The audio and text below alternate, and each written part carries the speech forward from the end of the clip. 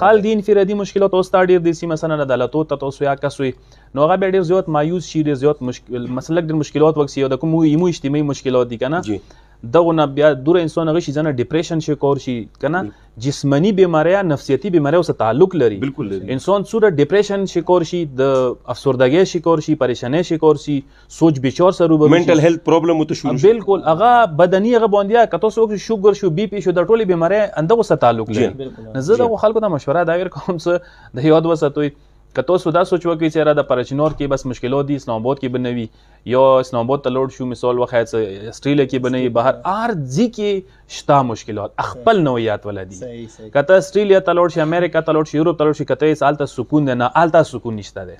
آلته سکون مالی مشکلات بنوي سکون ده بي سکونی وي ده بي سکونی بچینی ده کسه اصل مسئله بي سکونی بچینی ده دا بي سکونی بچینی مختلفو شکلو کې مختلفو ځایو کې هر چی ته موجوده ده